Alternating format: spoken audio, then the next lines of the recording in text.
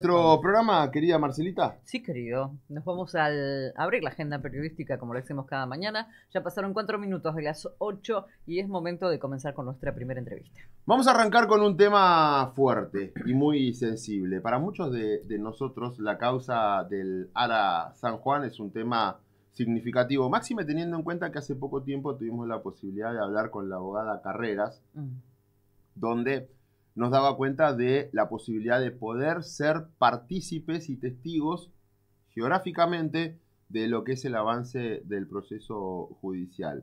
Pero queremos hablar en esta oportunidad, lo estábamos buscando hace rato, hemos tenido la posibilidad también en este programa, en otros momentos de estos últimos años, de poder dialogar con él, particularmente porque es también abogado querellante y además es padre de Alejandro, una de las víctimas de los 44 tripulantes del Ara San Juan. Está con nosotros en comunicación telefónica el doctor Luis Taglia Pietra. ¿Cómo le va, doctor? Buen día. De este lado, Facundo Prestoro, Marcela Andrade, del equipo periodístico de Radio Vanguardia, desde Caleta Olivia, los saluda. ¿Cómo está? ¿Qué tal? Buenos días, ¿cómo le va? Buen día. Todo muy bien por aquí. Bueno, Luis, ¿cuáles son sus consideraciones en torno a todo este movimiento que ha habido en virtud del avance de la causa y fundamentalmente lo que ha sido esta noticia donde últimamente se conoció que se ha ratificado la competencia para que el juicio se desarrolle aquí en Santa Cruz y no en Mar del Plata como se había hecho el pedido de parte de quienes tienen que someterse a esta instancia judicial? Bueno, mira, en realidad si me baja el retorno, pues me estoy escuchando a mí mismo, por favor. Ahí hacemos la bajada. A ver, en ahí, realidad, doctor. quien planteó esto fui yo. Después adhirieron las defensas y adhirió el señor fiscal general ante el Tribunal Oral Federal de Río Gallegos. Yo no es por una cuestión, de hecho no conozco siquiera a los jueces del Tribunal de Río Gallegos. Lo que planteé son varias cosas. Algunas cuestiones estrictamente jurídicas y otras prácticas. Las estrictamente jurídicas ya las había planteado previamente ante la jueza federal, la doctora Marta Yáñez, diciendo que jurídicamente la competencia significa que el juez debe intervenir en una investigación, ¿no? Del Juzgado Federal de Caleta Olivia es por hechos producidos en el mar hasta la milla 200. ¿Sí? Sucede que cuando hallamos al submarino, los restos están en la milla 270 aproximadamente, o sea, bastante fuera. 70 millas son más de 100 kilómetros, ¿no? De distancia fuera del área de competencia del Juzgado Federal de allí. Entonces, la ley internacional entiende que cuando un hecho se sucede en aguas internacionales y fuera de los ámbitos de competencia territoriales, los hechos se deben investigar respecto de buques del último puerto donde zarparon, obviamente. El último puerto y el puerto, digamos, de asiento natural del submarino es Mar del Plata. Eso es lo estrictamente jurídico. Lo práctico es que tenemos bastante más de 200 testigos, una habitación entera llena de cajas de documentación. ¿Qué significa esto? Que un juicio es un juicio que puede llegar a durar 1 año y medio, 2, vaya a saber uno, ¿no? Dependiendo de cómo se distribuyan las audiencias. Entonces, nosotros, estando a más de 2.000 kilómetros y encima hoy en día sin siquiera un aeropuerto en Río Gallegos, quiero que alguien me explique, y si la doctora Carreras adunó a esto, quiero que me explique ella cómo vamos a hacer para desarrollar las audiencias de manera lógica durante tanto tiempo. Y no solamente los abogados que nos tenemos que trasladar, los imputados que tienen derecho a defenderse, sino los propios testigos. O sea, no hay un solo testigo, no hay un solo abogado, no hay un solo funcionario público que sea de Río Gallegos, ¿se entiende? O sea, el 90% de, de las personas que debemos participar del juicio estamos en la ciudad de Buenos Aires y el resto en Mar del Plata y ni hablar de los familiares. O sea, el núcleo de familiares, el mayor por supuesto, que son las esposas, los hijos y demás, viven en la ciudad de Mar del Plata, después algunos en Buenos Aires y después por supuesto en otras provincias. Santacruceño no hay ninguno. Entonces, desde un sentido práctico, desde un sentido humano, es materialmente imposible desarrollar un juicio con todas las garantías para todas las partes en aquella ciudad. Y eso es lo que hemos planteado, ¿no? Y cerrarse a esas cuestiones realmente denotan una inconsciencia, por lo menos, quiero usar una palabra suave, realmente llamativa, ¿no? Y repito, fue la única que se opuso, la doctora Carreras. O sea, no solamente a mi planteo adhirieron las defensas, adhirieron las otras querellas, que son individuales, sino que adhirió, y esto para que ustedes lo comprendan, el propio fiscal general ante el tribunal oral de la ciudad de Río Gallegos, ¿no? Entonces, ahora lo que quiero es eso, que me expliquen cómo vamos a hacer, porque el Estado no nos va a colaborar en todo esto, porque ya sabemos cómo funciona. De hecho, yo he viajado cientos de veces a vuestra ciudad, que aprovecho para saludar a toda la gente hermosa de Caleta Olivia, y nunca, tampoco lo pedí, pero nunca me dieron un viático, un pasaje, una noche de hotel. Muchas veces fue la misma gente que me ayudó, amigos que he hecho allá, que me quedaban, no gasté en hotel, quédate en casa, y ese tipo de cosas, ¿no? Entonces, desde un sentido práctico, ¿cómo vamos a desarrollar un juicio de estas características, de esta manera, en una ciudad que hoy ni siquiera tiene un aeropuerto habilitado? Talia Prieta, ¿esto afecta el sentido de justicia? Con el peso de la palabra y el sentido que tiene esta palabra, más que nada en esta instancia y situación. Sí, es una cosa más. La realidad, gente que estamos a casi 8 años de la desaparición, elevaron a juicio a cuatro de copas, vamos a decirlo con todas las letras, ¿no? Pusieron en bandeja de plata la cabeza de 4 oficiales de la Armada, que por supuesto responsabilidades tienen, ¿sí? Pero curiosamente, y en contrario a lo que en su momento, ya por noviembre del 2020, ordenó la Cámara Federal de Comodoro Rivadavia, que se continúe la investigación para arriba, ¿no? Hacia el jefe de la Armada, el ministro de Defensa, el presidente y demás. La realidad que la doctora Yáñez nada hizo al respecto. Pero lo peor de todo, en esto de tu pregunta, que me parece maravillosa, de este sentido de justicia, es que hoy, a casi 8 años, ni siquiera sabemos qué pasó. ¿Por qué? Porque tampoco la doctora Yáñez avanzó sobre algo básico y clave, que es lo que también le ordenó la Cámara Federal de Comodoro Rivadavia, que es realizar todas las pericias necesarias para saber qué pasó. Tenemos horas en video, en formato HD, de la misma calidad que ustedes vieron ahora con toda la cosa del streaming del CONICET. Del CONICET no, es una empresa norteamericana, y los muchachos del CONICET estaban invitados y hicieron una labor hermosa, pero la tecnología es norteamericana, y es la misma que contamos nosotros cuando firmamos al submarino hace 7 años ya, ¿no? Esas imágenes están resguardadas en el juzgado federal, pero además se tomaron 67.000 fotografías en el mismo, con la misma calidad. Y lo grave de todo esto es que justamente a casi 7 años de aquel momento, todavía la jueza ni siquiera conformó un equipo de peritos idóneo para, para al menos peritar y analizar esas imágenes, ¿no?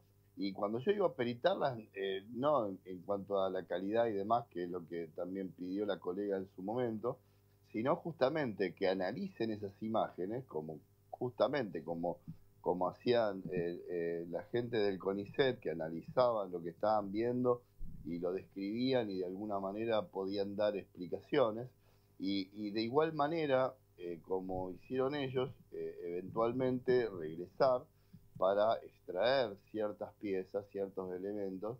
Todo no se puede, sí se puede, pero es muy costoso, pero por lo menos recuperar ciertos elementos clave que peritándolos en tierra nos pueden dar respuestas. O sea, es un combo, un trabajo que aparte yo particularmente investigué con instituciones internacionales que son estatales y que se dedican específicamente a investigar accidentes e incidentes marítimos. Estoy hablando de instituciones de los Estados Unidos, de Francia, de Alemania, el propio fabricante del submarino, dan cuenta de un protocolo internacional que existe para investigar este tipo de incidentes, así como ustedes lo ven en esos programas que investigan accidentes aéreos. Sí. Sí. Lo mismo, hay un protocolo, nosotros no tenemos que inventar nada, ya está inventado, hay un protocolo.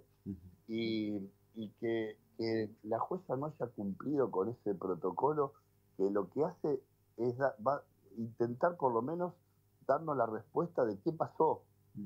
Porque si no sabemos con cierta certeza qué pasó, es muy difícil llevar adelante juicios, culpar o condenar a alguien. O sea, lo que deriva de eso, o sea, es simplemente un mensaje de una sed de justicia errada, ¿no?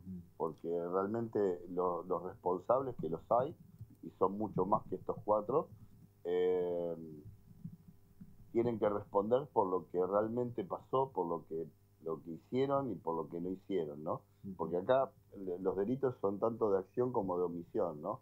Y por ejemplo, el desentenderse, el irse a su casa mientras tiene un submarino en emergencia en medio del Atlántico Sur, es gravísimo y por eso van a tener que responder, pero nosotros queremos saber todo lo que pasó, porque es la mejor manera de honrarlo, ¿sí? Y eso es justicia. Ahora, este despropósito, repito, es un eslabón más en esta cadena de injusticias y de faltas de respeto que hemos recibido los familiares desde el primer día, ¿no? Tanto por los operadores judiciales y por colegas que se arrogan defender nuestros derechos, que no claramente lo único que hacen es satisfacer sus egos personales, nada más. Doctor, y con estas investigaciones particulares que ha hecho, con estas consultas a instituciones internacionales, ¿ha arribado a alguna conclusión o un acercamiento sobre cuáles habrían sido las posibles causas de esta catástrofe? No, lo que pasa es que ellos no tienen acceso al material, Claro, para sin poder material. analizarlo y darnos esa respuesta. ¿Me explico? La jueza, la doctora Yáñez, lo único que tendría que hacer es invitar. Estamos hablando como decía, o sea, estamos hablando de instituciones, por ejemplo, que dependen de la Marina norteamericana, de la Marina de Francia, repito, el propio fabricante del submarino alemán. No es que estamos invitando a Juan Pérez, ¿se entiende? Y que están dispuestos a colaborar. Dispuesto a colaborar gratis. Claro. Porque este fue un tema, y ustedes lo saben bien, que trastocó a todo el mundo. Sí. Y todo el mundo le interesa saber.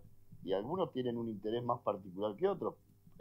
Yo pude hablar con representantes de ThyssenKrupp, que es el fabricante del submarino, gracias al hermano de Maroli, que es un ingeniero civil que vive en Alemania, ¿sí?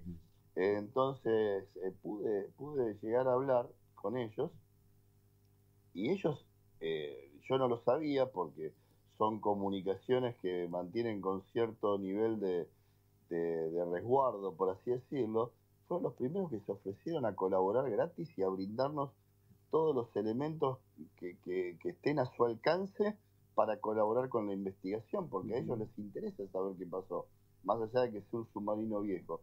Pero después, repito, Estados Unidos invirtió cientos de millones de dólares en la búsqueda. Ustedes creo que lo saben bien porque lo vieron en directo, ¿no? O sea, vieron todo lo que desplegó Estados Unidos en Comodoro Rivadavia, los aviones Galaxy, el avión de la NASA, el buque Atlantis, el buque que compraron y tuvieron que cortar para acomodar la campana de rescate. Bueno, y ellos no tienen ningún problema en colaborar también con las pericias gratuitamente.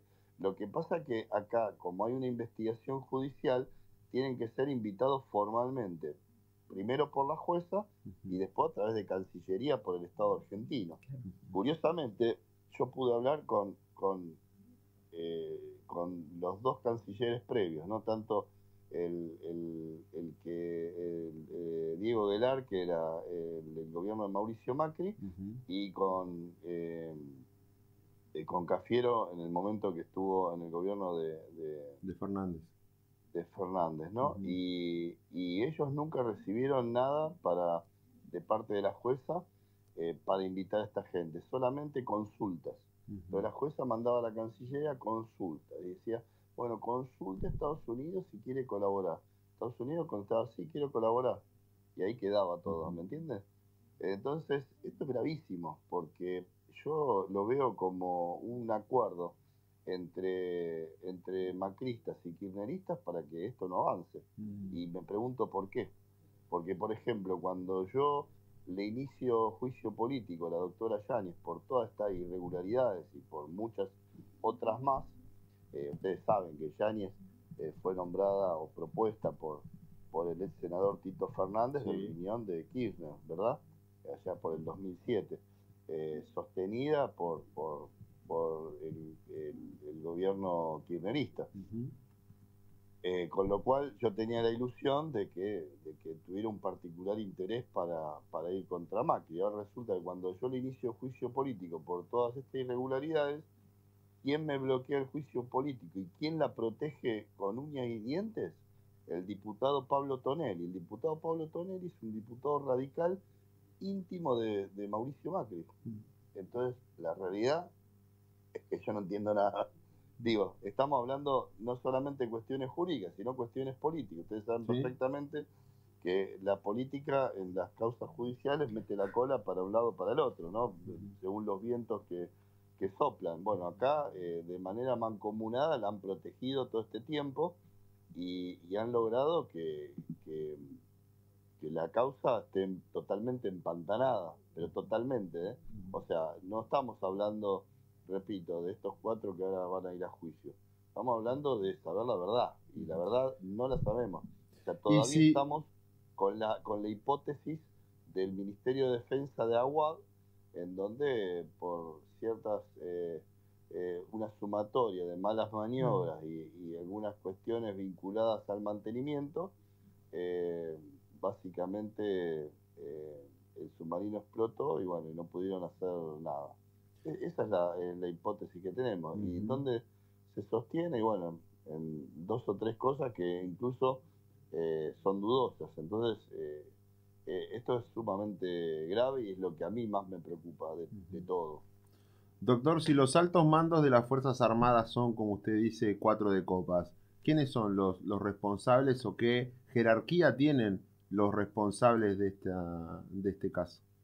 Es que no son altos mandos de la fuerza No, pero digo jerarquías de... los 4 los 4 de copa, sí, bueno. Los 4 que van a ir a juicio son el comandante de alistamiento y adiestramiento, el jefe de las fuerzas submarinos, el jefe de la base naval de Mar del Plata y el jefe de operaciones de las fuerzas submarinos. O sea, a ver, no son unos cabos o sargentos, ¿no? Estamos claros que tienen una jerarquía dentro de la Armada, pero no son altos mandos. El alto mando es el subjefe de la Armada, que no está investigado, es el jefe de la Armada, que no está investigado, es el ministro de Defensa, que no está investigado, y es el comandante en jefe de las Fuerzas Armadas, que es la máxima autoridad de las Fuerzas Armadas. Nosotros a veces nos olvidamos... Que es el expresidente Macri.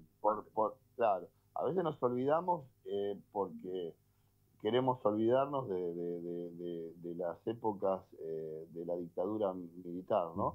Pero nuestra Constitución Nacional establece que el Poder Ejecutivo es la cabeza del gobierno y la cabeza de las Fuerzas Armadas, ¿sí? Y es esa persona, porque no es, a veces la gente se confunde y piensa que el Poder Ejecutivo son los ministros, no, el Poder Ejecutivo es unipersonal, es el presidente de la nación, y dirige el gobierno y dirige las Fuerzas Armadas, ¿sí? Es el máximo responsable de ambos. Entonces, vuelvo con lo anterior, por acción o por omisión, es como el presidente de una empresa, ¿no? No puede decir, yo no sabía que tenía un empleado que robaba. Y si no lo sabías, es tan malo como si lo sabías y no hiciste nada, ¿se entiende? Porque la responsabilidad del máximo exponente es obviamente no hacer todo porque no puede, pero justamente delegar en personas idóneas para que hagan lo mejor que pueden hacer y fundamentalmente controlen a los que hacen. Entonces, ahí empieza la concatenación de desastres, porque el ministro de Defensa, Oscar Aguad, es un abogado que no entiende no sabía ni que teníamos un submarino a ese nivel. ¿Se entiende? Mientras el submarino estaba en operaciones de espionaje en el Atlántico Sur y otras tareas, el tipo estaba paseando en Canadá. ¿Sí? Lo mismo que el jefe de la Armada, el máximo exponente, Marcelo Rubio, en aquel momento de la Armada, mientras había operaciones conjuntas en el Atlántico Sur, además de las tareas del submarino, ustedes se acuerdan, porque hablé con mucha gente ahí de Caleta y vieron prácticamente a toda la flota de la Armada y muy cerca de la costa cuando se dio la tormenta, está desplegada toda la flota de la Armada, la pusieron toda en el agua, ¿no? Para realizar los ejercicios que terminaron en Ushuaia y demás, ¿no? Bueno, mientras pasaba todo eso, el jefe de la Armada estaba en Uruguay, en Punta del Este, ahí en un ágape que le habían hecho, ¿sí? Y el comandante de alistamiento estaba en el Chaco con una campaña para llevarle cosas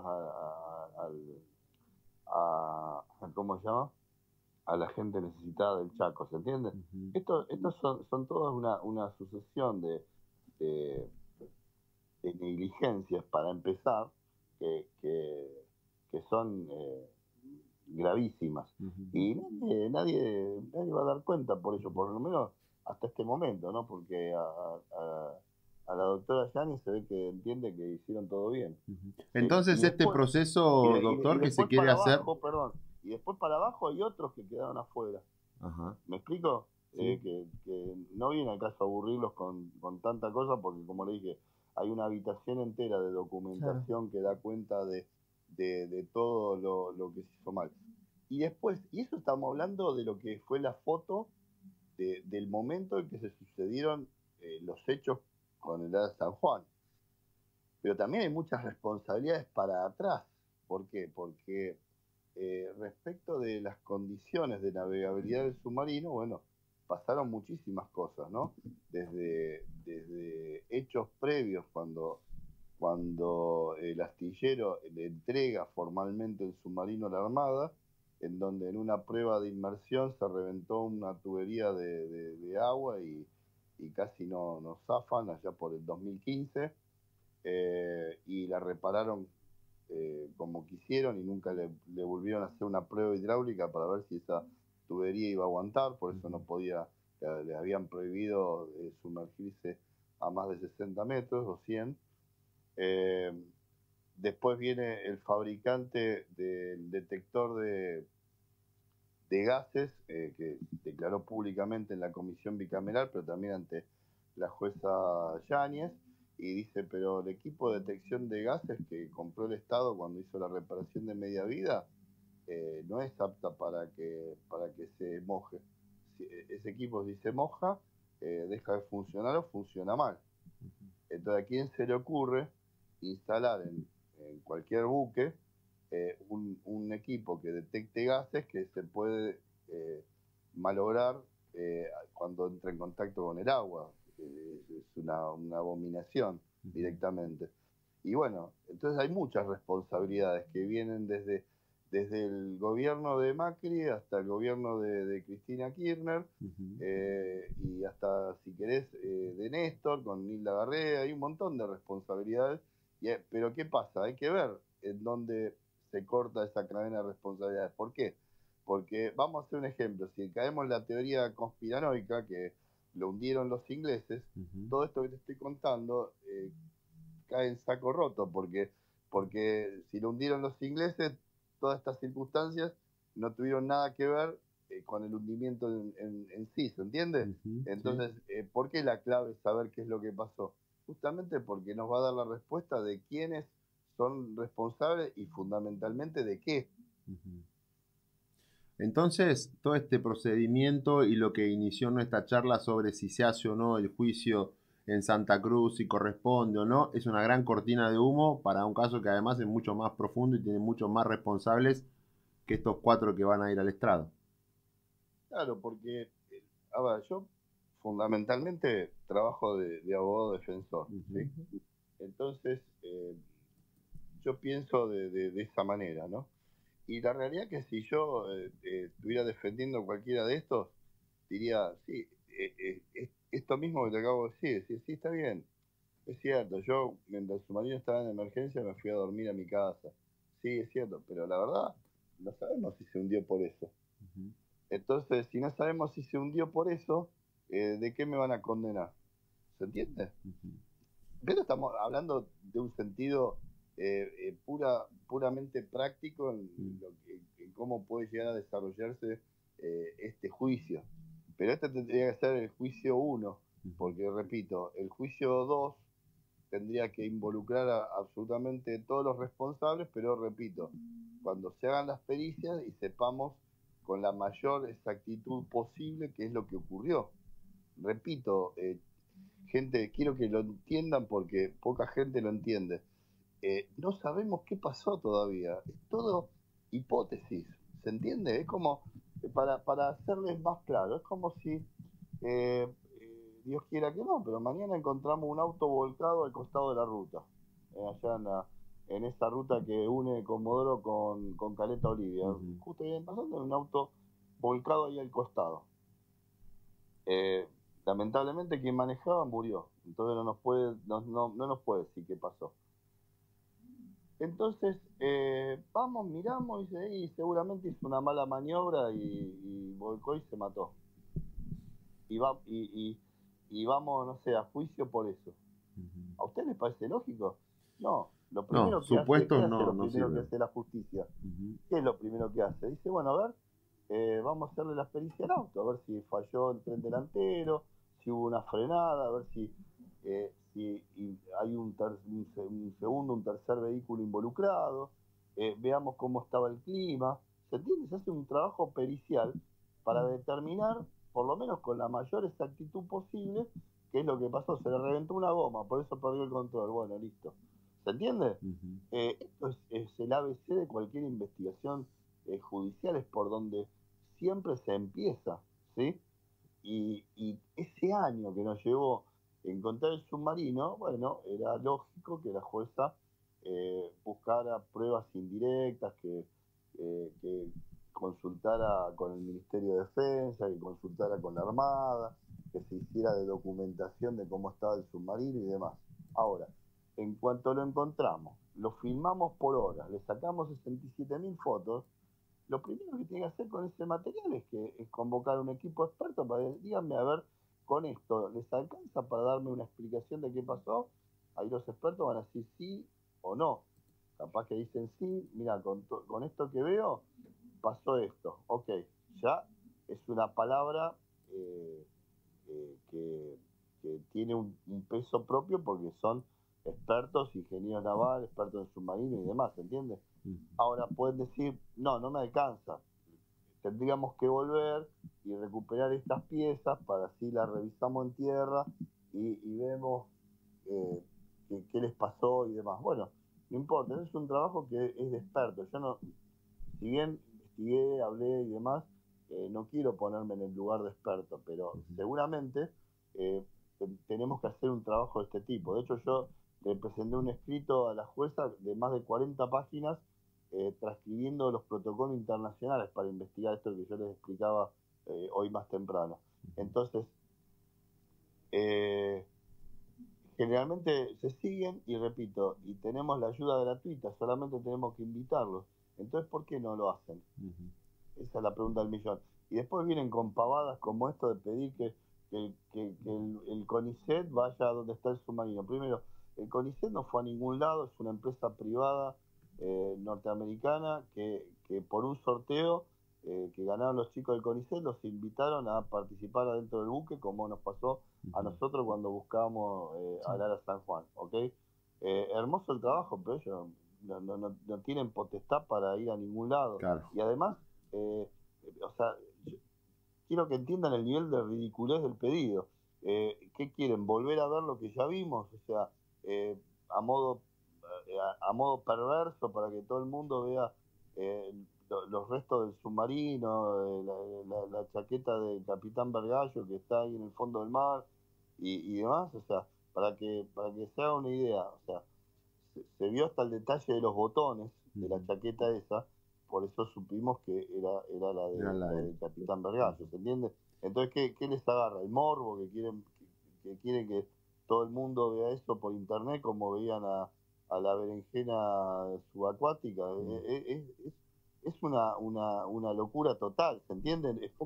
Es poco serio, no tiene sostén jurídico ese pedido. Es una... obviamente que fue... Imagínense que ni le contestó la jueza a ese pedido.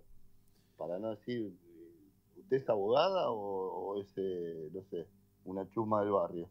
Pero cuando nos tenemos que concentrar en conformar un equipo de expertos con estas instituciones que puede elegir la que quiera, la de Estados Unidos, la de Francia, la de Alemania, o a todas, porque lo único que tiene que hacer es subir el material que tenemos a la nube y darle acceso a ellos específicamente para que analicen esas imágenes de dónde están. O sea, es algo tan sencillo y tan fácil que yo no puedo entender todavía por qué no lo hizo. Y la única respuesta que encuentro es connivencia, ¿se entiende? O sea, evidentemente no quieren que se haga, no quieren que aparezcan las respuestas que necesitamos que aparezcan. Y entonces viene la otra pregunta, ¿por qué no quieren? Y bueno, evidentemente saben algo que nosotros no sabemos y no tiene nada que ver con todo esto que estamos intentando deducir. Es la única explicación que me entra en la cabeza, ¿sí? Y en el medio tenemos gente que está todo el tiempo embarrando la cancha. Muchas gracias, doctor, por el contacto. Estamos a su entera disposición. Muchísimas gracias. Yo lo mismo, como siempre. Fuerte abrazo. Un abrazo. Hablamos con el doctor Luis Tagliapietra por esta situación que se presenta dentro de lo que es el avance de la causa del hundimiento del ARA San Juan. Y la gran pregunta es, en sentido común, sin meternos estrictamente en lo legal, en lo jurídico, que no es obviamente la parte que en mayor profundidad manejamos, pero ¿es correcto el procedimiento que se está llevando adelante? ¿Resolverá la situación? Algunas de las preguntas que quedan ya para poder responder en breve. Ojalá.